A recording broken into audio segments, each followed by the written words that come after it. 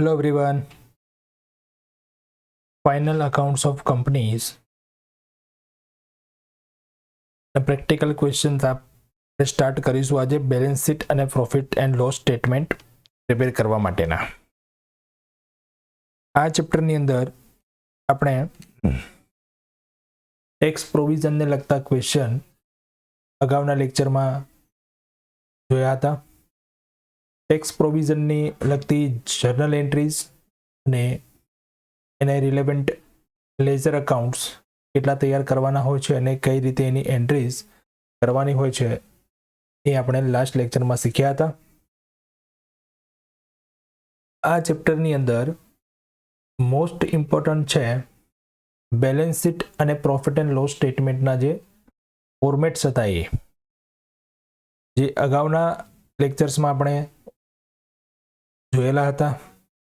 કયા હેડિંગમાં કઈ વિગત આવે છે એ ખાસ આપણને ખબર હોવી જોઈએ, તો આ ક્વેશ્ચન આપણે આરામથી સોલ્વ કરી શકીએ. બરાબર છે. તો વારંવાર હું તમને કહું છું કે આ ચેપ્ટરની અંદર મોસ્ટ ઇમ્પોર્ટન્ટ બાબત એ છે તો એ તમારે તૈયાર કરવાની રહેશે. ફોર્મેટ્સ કમ્પ્લીટ હશે તો જે ડિટેલ્સ આપણને પ્રોવાઈડ કરી છે એના પરથી આપણે જે વાર્ષિક હિસાબો એટલે કે ફાઇનલ અકાઉન્ટ્સ તૈયાર કરવાના છે, જેના અંદર બે ફાઇનાન્શિયલ સ્ટેટમેન્ટ કંપનીઝના હોય છે. એક છે બેલેન્સ શીટ અને બીજું છે પ્રોફિટ એન્ડ લોસ સ્ટેટમેન્ટ. એ આપણે તૈયાર કરી શકીશું. બરાબર છે. તો ચાલો આપણે આજે પ્રેક્ટિકલ ક્વેશ્ચન જોઈશું. અગાઉના લેક્ચરમાં તમને મેં સૂચના આપેલી હતી કે તમારે ફોર્મેટ્સ તૈયાર કરવાના છે. તો ફોર્મેટ્સ જો તૈયાર હશે તો જસ્ટ તમારે અહીંયા એ એપ્લાય જ કરવાનું છે અને એકદમ ઇઝી ક્વેશ્ચનથી આપણે સ્ટાર્ટ કરીએ છીએ બેલેન્સ શીટ અને પ્રોફિટ એન્ડ લોસ સ્ટેટમેન્ટ કઈ રીતે તૈયાર કરવું એના માટેના. તો ચલો સ્ટાર્ટ કરીએ. ક્વેશ્ચન છે આજનો આપણો ક્વેશ્ચન નંબર 9. બરાબર છે. સૌથી પહેલા તો આપણે ક્વેશ્ચન જોઈ લઈએ. From the following particulars furnished by Pioneer Limited prepare the balance sheet as at 31st March 2019 as required by Schedule 3 of the Companies Act 2013. Pioneer લિમિટેડની આપણને એક બેલેન્સ શીટ તૈયાર કરવા માટેની સૂચના આપી છે. એ પણ રિક્વાયર્ડ બાય શેડ્યુલ 3 એટલે કે શેડ્યુલ 3માં આપેલી હોય એ. તો શેડ્યુલ 3 કોનું એ પણ સૂચના આપી ઓફ ધ કંપનીઝ એક્ટ 2013. આપણે જાણીએ છીએ કે દરેક કંપનીઝને કંપનીઝ એક્ટ 2013 ફોલો કરવાનો છે અને કંપનીઝ એક્ટ 2013માં એક શેડ્યુલ નંબર 3 આપ્યું છે જેના અંદર આપણને બેલેન્સ શીટ અને પ્રોફિટ એન્ડ લોસ સ્ટેટમેન્ટના ફોર્મેટ્સ આપેલા છે. તો એ ફોર્મેટ્સ પ્રમાણેની બેલેન્સ શીટ અહીંયા આપણને પૂછવામાં આવી છે. ડિટેલ્સ જે પ્રોવાઈડ કરી છે જોઈએ આપણે તો ફ્રોમ ધ ફોલોઇંગ પર્ટિક્યુલર્સ એટલે કે આપણને ડિટેલ્સ આપી છે જેમાં જુઓ તો પર્ટિક્યુલર્સ વિગતો છે, ડેબિટ એમાઉન્ટ છે અને ક્રેડિટ એમાઉન્ટ છે. ચલો સ્ટાર્ટ કરીએ આપણે વિગત ચેક કરવાની. તો સૌથી પહેલા આપ્યું છે ઇક્વિટી કેપિટલ એટલે કે ઇક્વિટી શેર ઓફ કેપિટલ આપી છે જેની ફેસ વેલ્યુ 100 રૂપીસ છે. ટોટલ એમાઉન્ટ 10 લાખ છે. કોલ ઇન એરિયર્સ એટલે કે બાકી હપ્તા 1000 છે. Land, building, plant machinery and furniture તો આ બધી ફિક્સ એસેટ છે. લેન્ડ છે, building, plant machinery and furniture. Okay. ત્યારબાદ જનરલ રિઝર્વ સામાન્ય અનામત આપી છે. Loan from state financial corporation એક સ્ટેટ ફાઇનાન્શિયલ કોર્પોરેશન પાસેથી લોન લીધેલી છે. લોન ફ્રોમ એટલે લીધેલી લોન એટલે કે લાયબિલિટી છે અને બેલેન્સ પણ જો આપણને ક્રેડિટ આપેલું છે તો એ લાયબિલિટી છે. ઇન્વેન્ટરી એટલે કે સ્ટોક આપ્યો છે. સ્ટોકમાં આપણને બાયફર્કેશન પણ આપેલું છે. ફિનિશ ગુડ્સ છે 2 લાખ રૂપીસ અને રો મટીરિયલ છે 50,000. તો 2,50,000 અહીંયા આપણને ટોટલ સ્ટોક આપ્યો છે. પ્રોવિઝન ફોર ટેક્સ એટલે કે શોર્ટ ટર્મ પ્રોવિઝન આપી છે. જો અહીંયા હું વિગત બોલું છું એની સાથે સાથે અમુક ડિટેલ પણ બોલું છું, જેમ કે પ્રોવિઝન ફોર ટેક્સ તો એ શું છે? Short term provision. તો આ શા માટે બોલું છું? કારણ કે આપણા બેલેન્સ શીટના ફોર્મેટમાં જે વિગત કયા હેડિંગમાં આવે છે એ પહેલાં આપણે અહીંયા જોઈ લેવાની છે. તો એટલા જ હેડિંગની આપણે બેલેન્સ શીટ તૈયાર કરવાની છે. જે હેડિંગની કોઈ વિગત નથી આપી એ આપણે લખવાની જરૂર નથી. અને અહીંયા આપણને ઓનલી બેલેન્સ શીટ પ્રિપેર કરવાનું કહ્યું છે. પ્રોફિટ એન્ડ લોસ સ્ટેટમેન્ટ તૈયાર કરવાનું નથી કહ્યું. તો પ્રોફિટ એન્ડ લોસનું આપણને જે પણ બેલેન્સ એટલે કે પ્રોફિટ હશે એ આપણને અહીંયા આપેલો હશે. બરાબર છે. તો ચલો પ્રોવિઝન ફોર ટેક્સ પ્રોવિઝન મતલબ એ શેમાં આવશે? પ્રોવિઝન ફોર ટેક્સેશન એટલે એ શોર્ટ ટર્મ પ્રોવિઝન છે. ટ્રેડ રિસીવેબલ એના માટેનું હેડિંગ અલગ જ છે આપણને. એડવાન્સીસ એને બ્રેકેટમાં કહી દીધું છે short term. Okay, proposed dividend, corporate dividend tax, profit and loss સ્ટેટમેન્ટનો સરપ્લસ એટલે કે નફા નુકસાન ખાતાનો વધારો આપ્યો છે, cash balance, cash at bank, loan unsecured. બરાબર છે. ટ્રેડ પેયેબલ્સ જેમાં ફોર ગુડ્સ એન્ડ એક્સપેન્સ એટલે કે ટ્રેડ પેયેબલ આપેલા છે, ગુડ્સ એન્ડ એક્સપેન્સ ખર્ચાઓ અને માલસામાનને જે પણ પેયેબલ હતી એની વિગત આપી છે. ટોટલ બંનેનું સરખું છે ડેબિટ ક્રેડિટ, મતલબ આ એક આપણને ટ્રાયલ બેલેન્સ જેવી વિગત આપી છે. હવે જોઈએ the following additional information is also provided એટલે કે વધારાની માહિતી પણ અહીંયા આપી છે. જનરલી આપણે વાર્ષિક હિસાબોથી થોડા તો માહિતગાર છીએ જ કે આપણને જે વાર્ષિક હિસાબ તૈયાર કરવા માટેની જે વિગતો આપી હોય તો એમાં એક ટ્રાયલ બેલેન્સ હોય અને બીજી વધારાની માહિતી હોય એડિશનલ ઇન્ફોર્મેશન, જેને આપણે હવાલાઓ તરીકે ઓળખીએ છીએ. અને હવાલો મીન્સ અહીંયા એડજસ્ટમેન્ટ, ઇંગ્લિશમાં આપણે એને કહીએ એડજસ્ટમેન્ટ. તો અહીંયા એડિશનલ ઇન્ફોર્મેશન પ્રોવાઈડ કરી છે, મતલબ વર્ષ પૂરું થયું જેની આ બાકીઓ આપી છે, આપણને બેલેન્સીસ આપ્યા હતા ડેબિટ અને ક્રેડિટ, એ સાથે આપણને થોડી વધારાની માહિતી પણ આપી છે જેનું એડજસ્ટમેન્ટ આપણે at the time of final account કરવાનું છે, એટલે કે ફાઇનલ એકાઉન્ટ તૈયાર કરતી વખતે આનું એડજસ્ટમેન્ટ કરવાનું છે. તો અહીંયા એક વિગત ખાસ અગત્યની એ છે, આ જ્યારે કંપનીના આપણે વાર્ષિક હિસાબો બનાવતા હોઈશું ત્યારે જે પણ એડિશનલ ઇન્ફોર્મેશન પ્રોવાઈડ કરી હશે ને તો એ બધા એડજસ્ટમેન્ટ હશે એવું જરૂરી નથી. જો પહેલાં તો હું તમને ઇન્ફોર્મેશન અને એડજસ્ટમેન્ટનો ડિફરન્સ સમજાવું. ઇન્ફોર્મેશન એટલે સપોઝ માની લો કે અહીંયા આપણને ઇક્વિટી શેર આપેલા છે. જો ઇક્વિટી શેર કેટલા છે અહીંયા, ઇક્વિટી શેર અહીંયા આપણને આપેલા છે 10 લાખ રૂપીસ. એક શેરની કિંમત અહીંયા આપણને બ્રેકેટમાં આપી ફેસ વેલ્યુ ₹100. તો આ face value ₹100 this is information. એક ઇન્ફોર્મેશન છે, આપણને ફક્ત સૂચના આપી કે 10 લાખ રૂપિયાની કુલ ઇક્વિટી શેર કેપિટલ છે અને એમાં એક શેરની કિંમત ₹100 છે. તો આની કોઈ આપણે ડબલ એન્ટ્રી નથી કરવાની. આ એટલા માટે ક્લિયર કરું છું કારણ કે આપણે અત્યાર સુધી વાર્ષિક હિસાબોમાં એવું શીખ્યા છીએ કે એડજસ્ટમેન્ટ એટલે કે હવાલાઓ જે પણ આપેલા હોય એની મિનિમમ 2 ઇફેક્ટ થાય છે, એક ડેબિટ અને એક ક્રેડિટ. મિનિમમ 2, ઓછામાં ઓછી 2 અસર થશે. બટ હવાલાઓ હશે તો, એડજસ્ટમેન્ટ કરવાનું હશે તો, પણ જો કોઈ ઇન્ફોર્મેશન જસ્ટ આપણને પ્રોવાઈડ કરી છે તો એ ઇન્ફોર્મેશનને આપણે ફાઇનલ એકાઉન્ટમાં બેલેન્સ શીટમાં એઝ અ ઇન્ફોર્મેશન લખવાની છે, એની કોઈ 2 અસર થશે નહીં, કોઈ ડેબિટ ક્રેડિટ એવો કોઈ રૂલ એનો છે નહીં કે અસર થશે નહીં. આ આપણે ખાસ સમજવાનું છે. બરાબર. તો આ બંને વચ્ચેનો ડિફરન્સ છે. કોઈ એન્ટ્રી લખવાની રહી ગઈ છે તો એ એડજસ્ટમેન્ટ છે, ડેપ્રિસિએશન કાઉન્ટ કરવાનું છે એડજસ્ટમેન્ટ છે. બરાબર છે. એક્સપેન્સ પ્રીપેડ એક્સપેન્સ અગાઉથી ખર્ચ ચૂકવાઈ ગયો છે એની સૂચના આપી છે તો એ એડજસ્ટમેન્ટ છે. એડજસ્ટમેન્ટ જે એવો છે કે જેનું આપણે ઇફેક્ટ આપવાની છે. અને ઇન્ફોર્મેશન એવી વિગત છે અહીંયા કે આપણને કોઈ પણ ઉપર ડિટેલ્સ પ્રોવાઈડ કરી છે, એ ડિટેલ્સને લગતી વધારાની માહિતી અહીંયા આપી છે. જેમ કે અહીંયા જો loan for state financial corporation આપી છે 1,50,000, તો એનો ઇન્ટરેસ્ટ રેટ આપણને ક્યાંય આપેલો નથી. તો એનો ઇન્ટરેસ્ટ રેટ જો આપેલો હોય તો પાછું એ એડજસ્ટમેન્ટ છે. શું કામ એડજસ્ટમેન્ટ છે? કારણ કે ઇન્ટરેસ્ટ રેટ હોય તો આપણે ઇન્ટરેસ્ટ ગણવું પડે. બરાબર. અને ઇન્ટરેસ્ટ ઓછું છે કે વધુ છે એ આપણે ચેક કરવું પડે. પણ ઓનલી બેલેન્સ શીટનો ક્વેશ્ચન જો આવે અને બેલેન્સ શીટનો ક્વેશ્ચન જ આપણને પૂછ્યો હોય તો ઇન્ટરેસ્ટ છે બેલેન્સ શીટમાં આવતું નથી. ઇન્ટરેસ્ટ છે કોનો પાર્ટ છે? Profit and loss statement. અને already profit and loss statement બનાવીને આપી દીધેલું છે આપણે, તો પછી ત્યાં આપણે ઇન્ટરેસ્ટ ગણવાની જરૂર નથી. તો આ 10% એ આપણા માટે શું થઈ ગયું? Just by information. બરાબર છે. જેમ કે અહીંયા જો કેશ એટ બેંક પણ આપેલું છે. બરાબર. 2,47,000. હવે તમને એડિશનલ ઇન્ફોર્મેશનમાં સૂચના આપે કે કંપની પાસે 2 એકાઉન્ટ હતા, એક ICICI બેંકમાં છે, એક એક્સિસ બેંકમાં છે અને બંનેમાં આટલી એમાઉન્ટ હતી. બરાબર છે. તો એક ઇન્ફોર્મેશન છે, એની પાછી આપણે ડેબિટ ક્રેડિટ અમાઉન્ટ ડિસર આપવાની નથી. હવે ક્લિયર થઈ ગયું હશે આઈ થિંક કે ઇન્ફોર્મેશન અને એડજસ્ટમેન્ટ વચ્ચેનો શું ડિફરન્સ. તો ચાલો આપણે ચેક કરીએ ઇન્ફોર્મેશનમાં જે આપી છે એમાં કેટલાક એડજસ્ટમેન્ટ પણ હશે તો આપણે એની અસર આપીશું, અને કેટલીક ઇન્ફોર્મેશન હશે તો એ જસ્ટ ઇન્ફોર્મેશન આપણે ધ્યાનમાં રાખીશું લખતી વખતે. બરાબર છે કે આપણે આ પ્રમાણે લખવાનું છે. ચાલો, ફર્સ્ટ ઇન્ફોર્મેશન હતી 2000 equity share were issued for consideration other than cash. તો આ સૂચનામાં આપણને એવું કહેવામાં આવે છે કે 2000 ઇક્વિટી શેર હતા એ રોકડના અવેજ સિવાય ઇશ્યુ કરેલા હતા. Issue for consideration other than cash. Other than cash એટલે રોકડ સિવાય, એટલે કે રોકડના બદલામાં શેર ઇસ્યુ કર્યા છે એવું નહીં, એ આપણે એમનેમ શેર ઇસ્યુ કર્યા છે. એમનેમ એટલે કે રોકડ સિવાય, મતલબ એની સામે રોકડ નથી મળી તો એની સામે કોઈ મિલકત મળી હશે, અથવા તો આપણે કોઈ શેર રિટર્ન કર્યા હશે એની સામે આપણે ઇસ્યુ કર્યા હશે, એટસેટ્રા. મતલબ આપણે એની સામે કેસ મળી નથી. તો આ કોઈ એડજસ્ટમેન્ટ નથી કરવાનું. આપણને આ એક સૂચના આપી છે કે આવું હતું, બરાબર છે, આવું કરવાનું છે એવી સૂચના નથી. The share equity share were issued, એટલે આપણે અગાઉ ઇસ્યુ કરેલા છે જ, ઓલરેડી એની એન્ટ્રી પણ ઉપર આવી ગઈ છે, પણ અહીંયા ફક્ત આપણને ઇન્ફોર્મેશન આપી છે કે ઉપર જે 10 લાખ રૂપિયાના ઇક્વિટી શેર કેપિટલ છે એમાં 2000 ઇક્વિટી શેર જે છે એ અધર દેન કેસ ઇસ્યુ કરેલા છે. તો એ ઇન્ફોર્મેશન જસ્ટ આપણે લખી દેવાની, જ્યાં જ્યાં આપણે આ વિગત લખીએ ત્યાં. એની કોઈ ડબલ એન્ટ્રી, કોઈ ઇફેક્ટ આપવાની જરૂર નથી. ક્લિયર?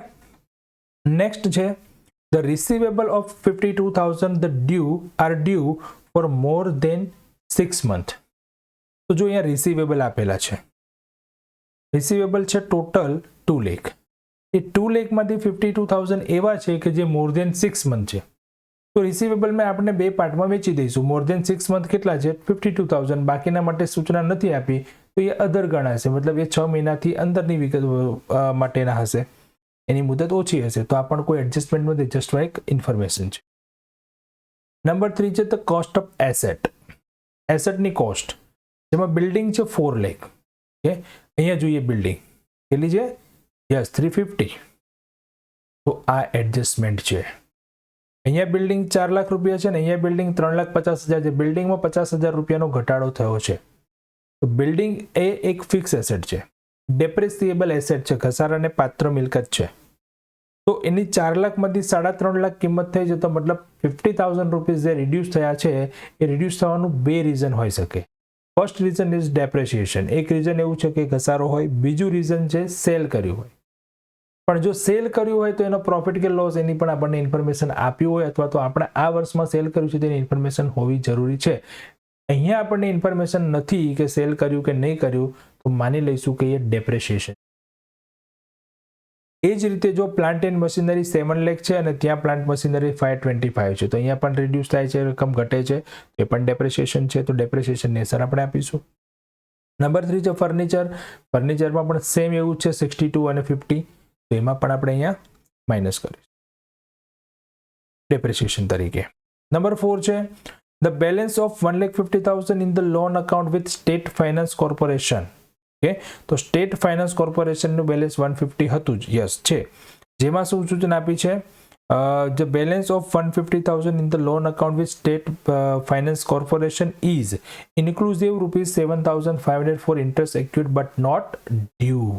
મતલબ આની અંદર 1,50,000 ની અંદર 7,500 ઇન્ટરેસ્ટ એક્યુડ એટલે ચૂકવવાનું બાકી વ્યાજ, બરાબર છે, બટ નોટ ડ્યુ, ચૂકવવાનું બાકી થયું છે પણ આપણે ચૂકવ્યું નથી, બરાબર, જે આની અંદર સમાયેલા છે 7,500. તો લોન છે એ લોન લાયબિલિટી છે, ઇન્ટરેસ્ટ ડ્યુ એ પણ લાયબિલિટી છે, પણ બેલેન્સ શીટના પર્પઝ માટે બંને લાયબિલિટીના હેડિંગ અલગ અલગ છે. લોન છે એ ક્યાં આવશે? તો લોંગ ટર્મ બોરોવિંગ્સમાં આવશે. ઇન્ટરેસ્ટ જે આઉટસ્ટેન્ડિંગ છે એ ક્યાં આવશે? અધર કરંટ લાયબિલિટી. આ બંનેને આપણે અલગ અલગ હેડિંગમાં લખવા માટે અલગ અલગ એન્ટ્રી આપવી પડશે. જો આ પણ એક જસ્ટ એક ઇન્ફોર્મેશન છે, અહીંયા કોઈ એડજસ્ટમેન્ટ નથી. The loan is secured by hypothecation of the plant and machinery. Okay, plant and machinery ને હાઇપોથિકેશન એટલે કે આપણને એ પ્લાન્ટ એન્ડ મશીનરી ગીરવે મૂકી અને આપેલી છે, બરાબર છે. ચલો, આટલી ઇન્ફોર્મેશન આપી છે અને આપણે આના પરથી બેલેન્સ શીટ તૈયાર કરવી છે. તો ચલો સ્ટાર્ટ કરીએ. સૌથી પહેલા તો બેલેન્સ શીટનું ફોર્મેટ તૈયાર કરીશું. ડિટેલ લખીશું ઉપર, કંપનીનું નામ અને બેલેન્સ શીટની date, pioneer limited's balance sheet as on 31 March 2019. Particular number એટલે કે નોટ્સ, અહીંયા નોટ્સ નંબર લખીશું અને અહીંયા અમાઉન્ટ લખીશું, બરાબર છે. પછી સ્ટાર્ટ કરીશું આપણે. Okay, just 1 minute.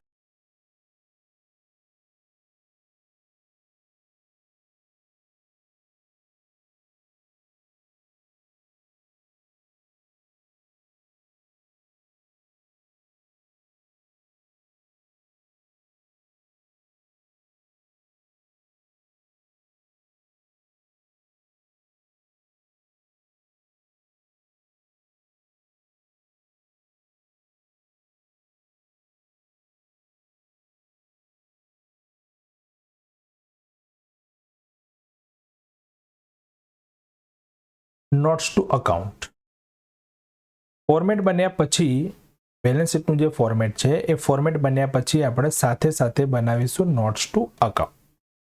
Notes to account એટલે આપણી ડિટેલ્સ બધી કેલ્ક્યુલેશન કરતા જઈશું, જ્યાં જ્યાં જરૂર પડે ત્યાં નોટ્સ બનાવશું અને એ નોટ્સ પછી આપણે બેલેન્સ શીટમાં લખતા જઈશું. બરાબર છે. હવે જો ક્વેશ્ચન ગણવાની મેથડ આ ક્વેશ્ચનમાં ખાસ સમજી લેજો તમે, જેથી આપણે નેક્સ્ટ ક્વેશ્ચન જે પણ કરીએ તો એમાં તમને એક વસ્તુ ક્લિયર થાય. આપણે જે બેલેન્સ શીટનું ફોર્મેટ બનાવ્યું ને ફ્રેન્ડ્સ, એ ફોર્મેટ પર આપણે જઈશું. આપણી પાસે ક્વેશ્ચન આ છે. હવે બે રીતે મેથડ છે. કાં તો તમે જે ક્વેશ્ચન છે એમાંથી એક એક વિગત અહીંથી લેતા જાઓ અને જે તે શેડ્યુલમાં જે તે નોટ્સમાં આવે છે નોટ્સમાં લખતા જાઓ અને પછી દરેક નોટ્સનું ટોટલ કરી અને બેલેન્સ શીટમાં લખો. બીજી મેથડ એવી છે કે હું નોટ્સ પહેલા બનાવું, જેમ કે બેલેન્સ શીટના ફોર્મેટમાં સૌથી પહેલું હેડિંગ આપણું શું આવે છે તો કે ઇક્વિટી એન્ડ લાયબિલિટીઝ. જે હું બીજી મેથડ ફોલો કરું છું અહીંયા. બરાબર છે. અહીંયા આપણું હેડિંગ આવે છે પહેલું ઇક્વિટી એન્ડ લાયબિલિટીઝ અને એના પછી અહીંયા આવે છે સૌથી પહેલું હેડિંગ એમાં shareholders fund. Shareholder ફંડ્સમાં આવે છે શેર કેપિટલ. શેર કેપિટલ અહીંયા મેં લખી દીધી છે 9,99,000, પણ એને નોટ્સ નંબર 1 આપે છે, મતલબ એના માટે મેં નોટ્સ બનાવી છે. તમે જ્યારે ક્વેશ્ચન ગણવા બેસો તો ક્વેશ્ચનમાં તમારે આ રીતે કરવાનું છે. સૌથી પહેલું હેડિંગ શું આવે છે? યસ, શેર કેપિટલ આવે છે. તો શેર કેપિટલના હેડિંગમાં શું આવે? આપણે ફોર્મેટ વખતે જોયું હતું. શેર કેપિટલના હેડિંગમાં આવે equity share capital, preference share capital, share forfeit account અને જો કોલિન એરિયાઝ હોય તો એમાંથી આપણે બાદ કરી દઈએ. તો હવે આપણી જે રકમ છે, જે ક્વેશ્ચન છે, ક્વેશ્ચનમાંથી આપણું જે હેડિંગ છે એ હેડિંગની લગતી વિગત આપણે ફાઇન્ડ કરી અને એનું આપણે એક શેડ્યુલ બનાવી દઈશું. જો એક જ વિગત હશે તો શેડ્યુલ એટલે કે નોટ્સ બનાવવાની જરૂર નથી, પણ જો બે કે તેથી વધારે વિગત હોય તો આપણે બનાવવું પડે. તો અહીંયા જો ઇક્વિટી શેર કેપિટલ છે 10 લાખ અને કોલિન એરિયસ છે 1 લાખ. અહીંયા હું ટિક માર્ક એટલા માટે કરું છું કે એ વિગત આપણે બેલેન્સ શીટમાં લઈ લીધી. હવે આને લગતી અધર ઇન્ફોર્મેશન પણ અહીંયા હતી જો, તો એ પણ ધ્યાનમાં લઈ લઈશું એક સાથે. તો અહીંયા આપણે એક નોટ્સ કમ્પ્લીટ થઈ જશે. 2000 equity share will issue other than cash. બરાબર છે. તો ચલો હવે જઈશું નોટ્સ અકાઉન્ટ્સમાં. નોટ્સ ટુ અકાઉન્ટ્સમાં આપણે ફર્સ્ટ નંબરની નોટ્સ તૈયાર કરીશું. શેર કેપિટલ, જેમાં જોયું આપણે કે ઇક્વિટી શેર કેપિટલ છે 10 લાખ અને એમાંથી કોલિન એરિયસ માઇનસ કરી દઈશું 1000 એટલે 9,99,000 આવશે અને એ ડાયરેક્ટ આપણે અહીંયા બેલેન્સ શીટમાં લખી દઈશું. ઓકે. ચલો એના પછી આપણા ફોર્મેટ પ્રમાણે સેકન્ડ થિંગ આવે છે રિઝર્વ એન્ડ સરપ્લસ, જેના માટે પણ આપણે નોટ્સ નંબર 2 બનાવી છે, કારણ કે એમાં એક કરતાં વધારે વિગત છે. તો રિઝર્વ એન્ડ સરપ્લસ લખી દો. અહીંયા જો હું અહીંયા ડાયરેક્ટ હું એક સ્લાઇડ શોનો યુઝ કરું છું, જેથી તમારું ટોટલ ડાયરેક્ટ આવી જાય છે, પણ તમારે એવું નથી કરવાનું. પહેલાં ટોટલ નહીં લખાય, પહેલાં નોટ્સ બનાવશો પછી ટોટલ અહીંયા લખવાનું. હેડિંગ લખવાનું છે રિઝર્વ એન્ડ સરપ્લસ અને પછી ચેક કરવાનું છે કે રિઝર્વ એન્ડ સરપ્લસમાં અહીંયા કોઈ વિગત છે. યસ, જનરલ રિઝર્વ છે, રિઝર્વ સરપ્લસમાં આવશે. કઈ રીતે ચેક કરશો? તો આપણે ઇક્વિટી એન્ડ લાયબિલિટી સાઇડ બનાવીએ છીએ. તો ઇક્વિટી લાયબિલિટી સાઇડમાં કઈ વિગત આવે? હંમેશા ક્રેડિટ સાઇડની. તો શેર કેપિટલ આવી ગયું, પછી ચેક સીધું અહીંયા આવે છે. અહીંયા જો શું આવે છે? General reserve. એ કયા હેડિંગમાં આવે? રિઝર્વ એન્ડ સરપ્લસમાં. તો આપણે એની નોટ્સ બનાવી દઈશું. નોટ્સ બનાવવા માટે પણ પોઈન્ટ અહીંયા છે કે રિઝર્વ એન્ડ સરપ્લસ છે, પછી આગળ જુઓ. ચલો, આ તો લોંગ ટર્મ બોરોવિંગ્સમાં આવશે, આ પ્રોવિઝનમાં આવશે, ડિવિડન્ડ પણ અધર કરંટ લાયબિલિટીમાં આવશે, યા પ્રોફિટ એન્ડ લોસ સ્ટેટમેન્ટ છે એ આપણું રિઝર્વ એન્ડ સરપ્લસમાં આવશે. તો આ બે વિગત છે તો નોટ્સ બનાવવી પડશે. એક જ વિગત હોત તો નોટ્સ ના બનાવે તો આપણે સીધું બેલેન્સ શીટમાં લખી શકીએ. ચાલો આવી જાઓ નોટ્સમાં, નોટ્સ બનાવી દઈએ રિઝર્વ એન્ડ સરપ્લસ. અચ્છા, પેલી ઇન્ફોર્મેશનને આપણે અહીંયા સૂચના આપી દીધી. જો 2000 share issue for consideration other then cache, done. Total 999. Second બનાવીએ reserve and surplus. General reserve જેમાં આપી હતી 2,10,000 અને પ્રોફિટ એન્ડ લોસનું સરપ્લસ હતો 86,700. તો ટોટલ થઈ જાય છે 2,96,700 અને પછી આપણું અહીંયા ટોટલ આપણે લખી શકીએ બેલેન્સ શીટમાં reserve and surplus. Okay.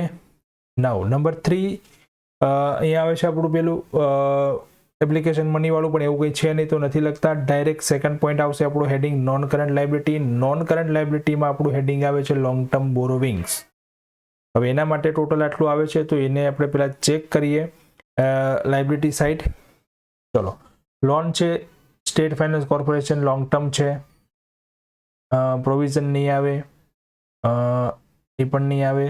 Unsecured loan છે એ આવશે. તો આ બે વિગત થઈને અનસિક્યોર્ડ લોન છે એ પણ ગણાશે લોંગ ટર્મ. તો ચલો નોટ્સમાં આપણે ત્રીજી નોટ્સ બનાવી દઈએ લોંગ ટર્મ બોરોવિંગ્સ, જેમાં loan from state finance corporation હવે એમાં એક ઇન્ફોર્મેશન પણ આપી હતી અહીંયા, બરાબર છે, આપણે ટિક માર્ક પણ કરી દઈએ કે લોન આપણે લખી લીધી છે અને અનસિક્યોર્ડ લોન પણ લખી દઈશું. અહીંયા ઇન્ફોર્મેશન આપી છે કે 7,500 શું હતું ઇન્ટરેસ્ટ એક્યુર્ડ, જે આપણે અહીંથી માઇનસ કરી અને એને અધર કરંટ લાયબિલિટીના નોટ્સમાં લખવું પડશે, હેડિંગમાં લખવું પડશે. તો એ માઇનસ કરી દઈશું અહીંયાથી એક્યુર્ડ ઇન્ટરેસ્ટ અને અનસિક્યોર્ડ લોન લખી દઈશું. તો ટોટલ મળી જાય છે 263,500, જે આપણે બેલેન્સ શીટમાં લખી દઈશું. ત્યાં ઓલરેડી લખેલું છે પણ આપણે આ રીતે નોટ્સ બનાવી અને પછી આપણે ત્યાં લખી. ચલો પછી લોંગ ટર્મ પ્રોવિઝન આવે, પણ એવું કંઈ છે નહીં, તો સીધું કરંટ લાયબિલિટીમાં પહેલું આવે છે ટ્રેડ રિસીવેબલ, પેએબલ લાયબિલિટી છે ને, ટ્રેડ પેએબલ. હવે અહીંયા જો નોટ્સ નથી લખી, મેં ડાયરેક્ટ પેએબલ લખી દીધું, તો પેએબલ અહીંયા છે જ સીધું, ટ્રેડ પેએબલ એક જ આઈટમ છે, તો પછી એના માટે નોટ્સ બનાવવાની જરૂર. હવે શું વધ્યું અહીંયા 68, શું એમાં આવશે પ્રોવિઝન ફોર ટેક્સ છે, એટલે કે શોર્ટ ટર્મ પ્રોવિઝનમાં આવશે. પછી પ્રપોઝ ડિવિડન્ડ અને કોર્પોરેટ ડિવિડન્ડ ટેક્સ એ બંને અધર લાયબિલિટીમાં આવશે. અને આપણું હેડિંગ પણ આપણે આગળ બેલેન્સ શીટમાં વધશું તો કયું આવે છે એના પછી અધર કરંટ લાયબિલિટીઝ. નંબર 4 બનાવીશું એના માટે નોટ્સ, અને શોર્ટ ટર્મ પ્રોવિઝન જેમાં એક જ વિગત છે પ્રોવિઝન ફોર ટેક્સ, તો ડાયરેક્ટ લખી દઈશું.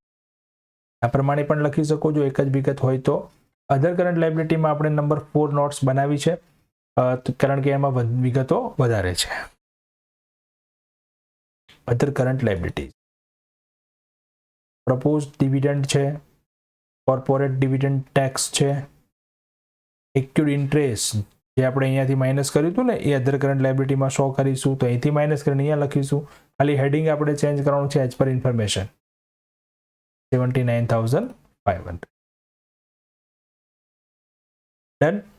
આપણે ઇક્વિટી લાયબિલિટી સાઇડ પણ આપણી પૂરી થઈ ગઈ, બધી વિગતો આવી ગઈ, અને જોઈએ છીએ કે આપણે અહીંયાથી જે ક્રેડિટ સાઇડ વિગતો આપી હતી એ બધાનો સમાવેશ બેલેન્સ શીટમાં થઈ ગયો. એક ડેબિટ સાઇડ હતું એ આપણે માઇનસ કરી દીધું, ઠીક છે. તો અહીંયા આપણે ઇક્વિટી એન્ડ લાયબિલિટી સાઇડ થઈ ગઈ કમ્પ્લીટ, કોઈ વિગત બાકી રહેતી નથી. ટોટલ કરી દઈએ 18,94,700.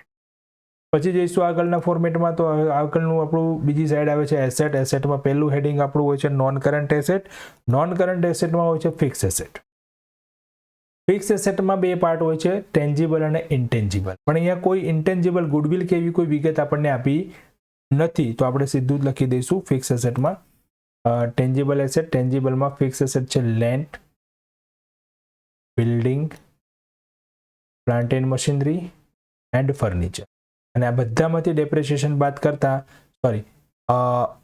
સિવાય લેન્ડ, બરાબર છે. આ બધી આપણને ડેપ્રિસિએશન પહેલાની કોસ્ટ વેલ્યુ આપી છે, તો બંને વચ્ચેનો ડેપ્રિસિએશન આપણે બાદ કરીને બેલેન્સ શીટમાં શો કરીશું. ડેપ્રિસિએશનની બીજી અસર આવે છે પ્રોફિટ એન્ડ લોસ સ્ટેટમેન્ટમાં, પણ એ પ્રોફિટ એન્ડ લોસ સ્ટેટમેન્ટ આપણે બનાવવાનો ક્વેશ્ચન હોય તો આપણે બે અસર આપવાની. અહીંયા આપણે જસ્ટ ઇન્ફોર્મેશન છે તો આપણે એને ઇન્ફોર્મેશન તરીકે લખી દઈશું, બરાબર છે. ટેન્જિબલ એસેટ બનશે લેન્ડ 2 લાખ, એમાં કોઈ ડેપ્રિસિએશન નથી. બિલ્ડિંગ ડેપ્રિસિએશન છે 50,000 અને 350,000 એની વેલ્યુ લખીશું. પ્લાન્ટ મશીનરીમાંથી પણ ડેપ્રિસિએશન માઇનસ કરી દઈએ, 525 થશે. જો આ વેલ્યુ અને આ આપણને આપેલું છે તો બંને વચ્ચેનો ડિફરન્સ શું થઈ જાય ડેપ્રિસિએશન. Furniture 50, total 11,25,000. તો અહીંયા આપણે ફિક્સ એસેટ ઓલરેડી લખેલી છે 1125. ચલો current asset non current asset પતી ગયું. એના પછી આવે છે આપણું નોન કરંટ ઇન્વેસ્ટમેન્ટ, પણ એવું તો કંઈ છે નહીં અહીંયા. તેના પછીનું હેડિંગ સીધું આવી જશે અહીંયા કરંટ એસેટ. અહીંયા પણ આપણે જોઈ શકીએ ડેબિટ સાઇડથી પહેલા જ આપણે સ્ટડી કરી લીધું છે કે કઈ કઈ વિગત છે. ઇન્વેન્ટરી, બરાબર છે, trade receivable, advance, cash, bank, તો બસ એટલા હેડિંગ જ આપણે લખવાના છે. ડન. તો કરંટ એસેટમાં આપણું હેડિંગ આવે છે પેલું ટ્રેડ રિસીવેબલ. હવે એમાં નોટ નંબર 6 કરી છે અને એમાઉન્ટ ટોટલ 2 લાખ છે. 6 નંબરની નોટ પણ ચેક કરી લઈએ ફ્રેન્ડ્સ. ટ્રેડ રિસીવેબલ, જો આમ તો અહીંયા આપણને જે ક્વેશ્ચનમાં ટ્રેડ રિસીવેબલ આપેલા છે ને, ઇન્વેન્ટરી પણ પહેલા લખી શકાય, ટ્રેડ રિસીવેબલ 2 લેખ જ આપેલા છે, એક જ વિગત છે. પણ અહીંયા ઇન્ફોર્મેશન આપી હતી સેકન્ડ નંબરમાં કે 52,000 રિસીવેબલ છે, એ કેવા છે? મોર દેન 6 મંથ. તો આપણે એને બે ભાગમાં વેચવા પડશે ને. એ બે ભાગમાં વેચવા માટેની કેલ્ક્યુલેશન લખવા માટે આપણે એની નોટ્સ તૈયાર કરીશું. બરાબર છે, તો આ પણ આવી જશે.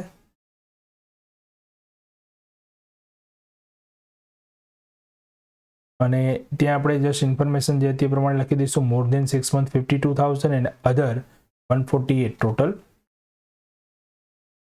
ઓલરેડી આપણે બેલેન્સ શીટમાં લખી ચૂક્યા છીએ. ચાલો નેક્સ્ટ હવે આપણું બેલેન્સ શીટમાં હેડિંગ આવશે એના પછી ઇન્વેન્ટરી લખી શકાય 7 નંબર. કેમ 7 નંબર બનાવ્યું? કારણ કે અહીંયા જેવી રીતે આપણને ઇન્ફોર્મેશન આપી છે કે જેમાં સ્ટોક છે એ બે ટાઈપનો સ્ટોક છે, ફિનિશ ગુડ્સ છે, રો મટીરિયલ છે. તો એને દર્શાવવા માટે આપણે નોટ્સ બનાવીશું.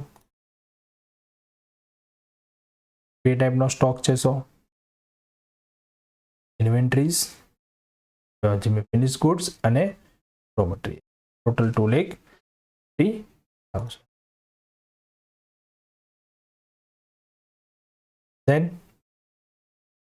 આગળ વધીએ બેલેન્સ શીટમાં. તો short term loan and advance. Okay, આ હેડિંગમાં ડાયરેક્ટ લખી દીધા છે આપણે 42,700. તો આપણે વિગતમાં પણ ચેક કરજો. ઇન્ફોર્મેશન જે પ્રોવાઈડ કરી છે એમાં ડેબિટ અહીંયા એડવાન્સમાં શોર્ટ ટર્મ ખાલી એક જ વિગત છે 42,700. તો આપણે ડાયરેક્ટ લખી દીધું, નોટ્સ બનાવવાની જરૂર નથી. કેશ બેલેન્સ અને બેંક બેલેન્સ બે જ વિગત વધી. અને એ આપણા કયા હેડિંગમાં આવે છે? કેશ એન્ડ કેશ ઇક્વિવેલન્ટમાં. બે આઇટમ છે, તો આપણે નોટ્સ બનાવવી પડશે. Cash and cash equivalent notes પણ ચેક કરી લઈએ.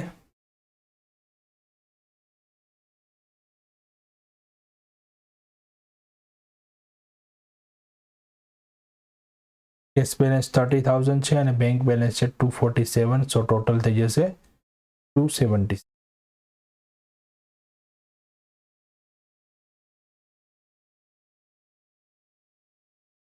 અને હવે આપણે ટોટલ કરી દઈશું બેલેન્સ શીટનું 18,94,700.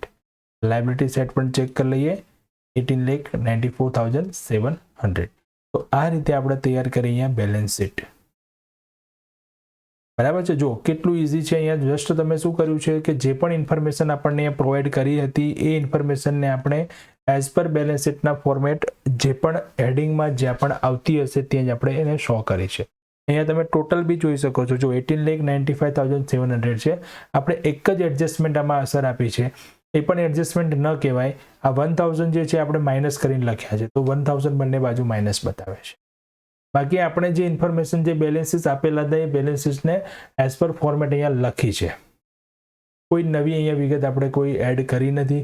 કોઈ નવો કોઈ નિયમ પણ નથી શીખ્યા. જસ્ટ આપણને ઇન્ફોર્મેશન જો શેડ્યુલ 3 પ્રમાણે બેલેન્સ શીટનું ફોર્મેટ તૈયાર હોય તો આપણે જે તે ફોર્મેટ પ્રમાણે અહીંયા બેલેન્સ શીટ તૈયાર કરી છે. બરાબર છે. બીજી વસ્તુ એક નવી જોઈ લો. અહીંયા નોટ્સ આપણે જ્યારે ફોર્મેટમાં લખીએ ને ત્યારે નોટ્સના નંબર કંઈક આવા હતા 1 2 પછી 3. અહીંયા પણ બીજું આપણે 4 5 6 એમ નંબર આપેલા હતા અને ટોટલ 20 નોટ્સ હતી. પર્ટિક્યુલર એ જ નંબર આપવા જરૂરી નથી. જ્યાં પણ જે નોટ્સ તમે બનાવો છો જેના માટે એ પ્રમાણે નોટ્સ નંબર અહીંયા આપો. બધી નોટ્સ યાદ રાખવાની છે કે કયા હેડિંગમાં કઈ વિગત આવે છે, પણ નંબર વાઇઝ લખવાની જરૂર. અહીંયા આપણે ધારો કે ટ્રેડ પેબલ્સમાં કંઈ નથી તો નહીં લખીએ, પણ એના પછી અધર કરંટ લાયબિલિટીમાં છે તો એના માટે નંબર 4 આપી દઈશું. શોર્ટ ટર્મ પ્રોવિઝનમાં 2-4 વિગત છે તો એને નંબર 5 આવી જશે, તો અહીંયા નંબર 6 આવી જશે. નંબર ગમે તે આવી શકે, પણ આપણે સિક્વન્સમાં લખવાનું.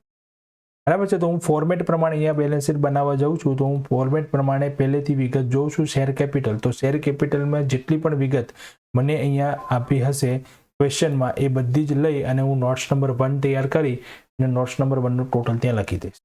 અને જે તે વિગત હું લેતો જઈશ અહીંયા હું શું કરી દઈશ? ટીક કરી દઈશ. જેથી કોઈ પણ વિગત બાકી રહેશે નહીં. અહીંયા જો બધી જગ્યાએ ટીક માર્ક આવી ગયું મતલબ આપણી બધી વિગત આવી ગઈ તો આપણું બેલેન્સ શીટનું ટોટલ પરફેક્ટ મેચ થઈ જ જશે. બરાબર છે. જો ક્યારેક ટોટલ મેચ ન થાય તો તમારે ચેક કરવું રહેશે કે કોઈ વિગત બાકી છે કે.